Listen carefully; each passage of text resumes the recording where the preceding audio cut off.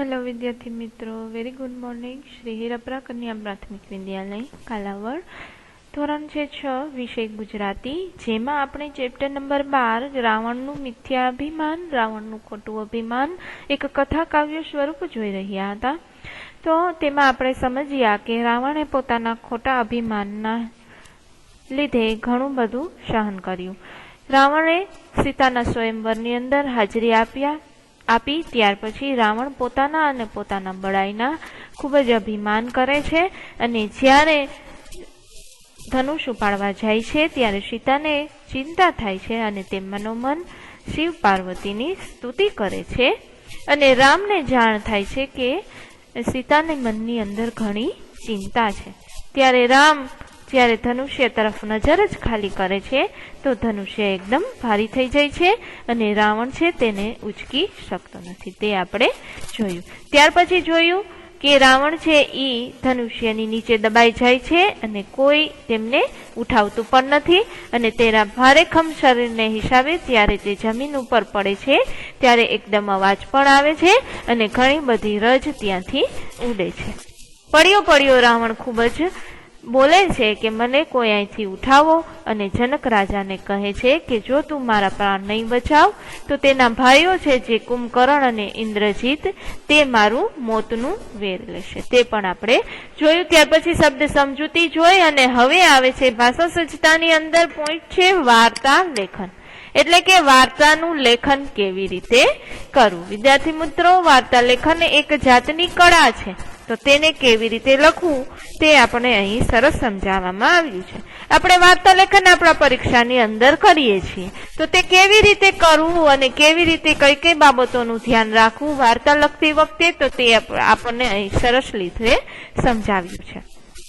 સૌપ્રથમ મુદ્દાઓ કે રૂપરેખા પરથી વાર્તા લખવી કેવી રીતે લખવી તે આપણે જોઈએ કે વાર્તા સૌને સાંભળવી વાંચવી ગમે છે। આપણને ખૂબ જ ગમે છે વાર્તા સાંભળવી અને વાંચવી।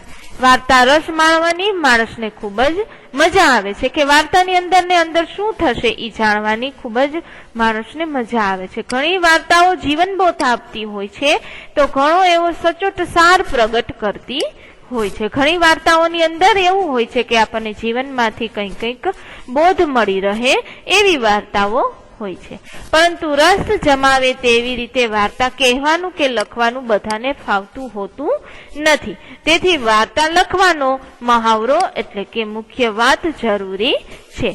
માટે વાર્તા લેખન જરૂરી, પાસા સમજવા ખૂબ જ જરૂરી છે। એને આધારે વાર્તાઓ લખવી જોઈએ। આમ વાર્તા લખવાનો મહાવરો થાય તો પછી સ્વતંત્રપણે આપણે વાર્તા લખી શકીએ છીએ। મહાવરો એટલે કે સૌપ્રથમ વાર્તા લખવાનું મુખ્ય ઉદ્દેશ્ય આપણને સમજાઈ જાય તો આપણે સ્વતંત્રપણે એટલે કે આપણી રીતે વાર્તા લખી શકીએ। જોઈએ કે મુદ્દા ઉપરથી વાર્તા લખવા માટે નીચેની બાબતોને ખૂબ જ ખાસ ધ્યાન આપવું જોઈએ। જોઈએ આપણે કઈ કઈ બાબતોને ધ્યાનમાં રાખવું, તો કે જે મુદ્દાઓ આપેલા હોય છે વાર્તાના તેને માત્ર જોડવાના જ નથી, દરેક મુદ્દાનો કલ્પનાની મદદથી વિસ્તાર કરવાનો હોય છે। વાર્તાના મુદ્દા આપેલા હોય છે એ મુદ્દાને માત્ર ને માત્ર વાક્ય સાથે જોડવાનું ન હોય પણ એક કલ્પનાથી એટલે કે આપણી રીતના વાક્ય બનાવવાનું અને વાર્તાનો વિસ્તાર કરવાનો હોય છે। ત્યાર પછી જોઈએ કે વિસ્તાર શક્ય હોય ત્યાં પાત્ર, પ્રસંગ, સ્થળ કે સમયનું પણ વર્ણન કરવું જોઈએ। વર્ણન છે એ હુબહુ અને ટૂંકું હોવું જોઈએ। કેવું વર્ણન કરવું જોઈએ? વિસ્તાર કરીએ ત્યારે જે કોઈ પાત્ર છે એને ધ્યાનમાં લેવાનું, કયો પ્રસંગ બનેલો છે એને ધ્યાનમાં લેવાનું, કયા સ્થળે વાર્તા બનેલી છે એ અને સમયનું સરસ રીતે વર્ણન કરવું જોઈએ। પ્રસંગો કે વર્ણનો એકબીજા સાથે એવી રીતે સંકળાયેલા હોવા જોઈએ કે વાર્તા તૂટક ન લાગે પણ એકદમ સળંગ લાગે। વાર્તા વિદ્યાર્થી મિત્રો, હું તમને 5મા ધોરણની અંદર પણ વાર્તા લખાવતા શીખવતી। મુદ્દાઓ એક એક લેતું જવાનું, વિસ્તાર કરતું જવાનું, આપણી રીતે તેમાં વાક્ય ઉમેરતું જવાનું, શબ્દ અને વાર્તાને સળંગ બનાવવાની। તો અહીં પણ આપણે એ જ શીખવાનું છે કે વાર્તા લેખન કેવી રીતે કરવું। જરૂરી હોય ત્યાં સંવાદો લખવા જોઈએ। સંવાદો ટૂંકા અને સ્વાભાવિક હોવા જોઈએ, એટલે કે સરસ મજાના વાક્ય અંદર ગોઠવવા જોઈએ. જરૂર જણાય ત્યાં રૂઢિપ્રયોગોનો કહેવતનો પણ ઉપયોગ કરવો જોઈએ. એવી રીતે સરસ સંવાદો બનાવવા જોઈએ. પ્રસંગો, વ્યક્તિઓ કે સંવાદોનું વર્ણનમાં પ્રમાણ જળવાવું જોઈએ અને અતિ વર્ણન છે એ લાંબુ હોવું ન જોઈએ. જે મુખ્ય વાર્તાની અંદર પ્રસંગ દર્શાવેલો હોય, જે વ્યક્તિ મુખ્ય વાર્તાની અંદર દર્શાવેલી હોય તો તેનું વર્ણન ખૂબ જ સરસ રીતે થવું જોઈએ. વાર્તાના મુખ્ય વિચાર, પ્રસંગ કે સંવાદ મુજબ જ ફકરા પાડવા જોઈએ. એક ફકરો લખ્યા બાદ પાછો બીજો નવો ફકરો પાડવો અને મુખ્ય વિચાર શું દર્શાવે છે વાર્તાની અંદર તે રીતે ફકરા પાડવા જોઈએ. વાર્તાનો અંત વાર્તાના હેતુને સ્પષ્ટ કરતો હોવો જોઈએ અને બંધ બેસતો હોવો જોઈએ. વાર્તા જ્યારે પૂર્ણ થાય ત્યારે એનો અંત શું હોવો જોઈએ કે એ વાર્તાની અંદર શું હેતુ આપણને દર્શાવે છે. દાખલા તરીકે જોઈએ કે રાવણનું મિથ્યા અભિમાનનું આપણે કાવ્ય જોયું, બરાબર? તો એ કાવ્યની અંત સુધી આપણને તે સમજાયું કે ખોટું અભિમાન કોઈ દિવસ કોઈએ કરવું ન જોઈએ. પછી તે રાજા રાવણ હોય, બળવાન હોય, શક્તિશાળી હોય, ખૂબ જ ધનવાન હોય, છતાં પણ છે અભિમાન રહેતું નથી. તો એવી રીતે કોઈ પણ વાર્તા હોય તો એનો હેતુ છે એ અંત સુધી જળવાઈ રહેવો જોઈએ.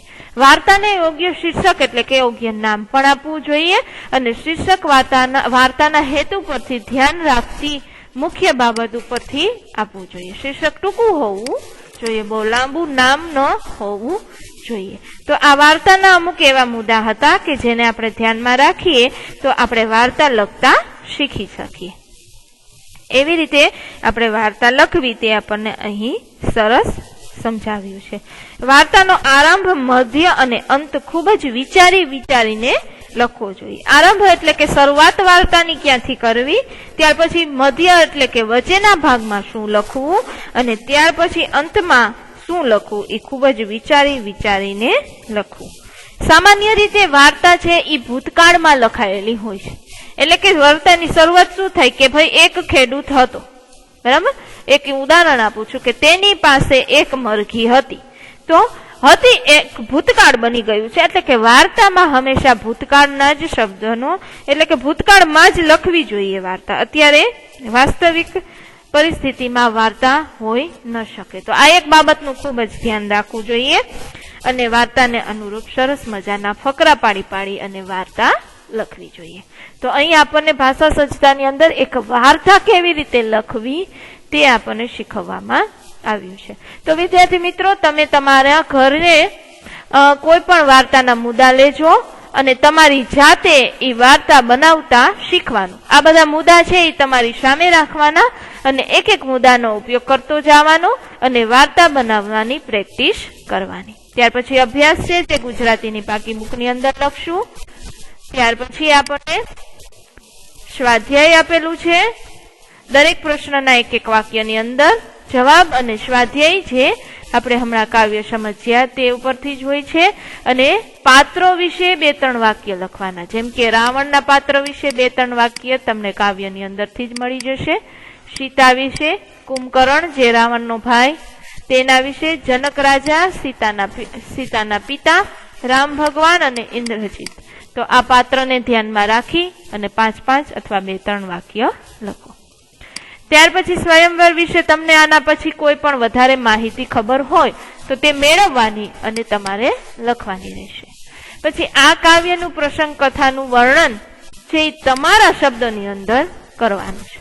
ત્યાર પછી સમાનાર્થી શબ્દ આપવાના અને ત્યાર પછી જે છે શબ્દકોશની અંદર ક્રમમાં ગોઠવવાનું.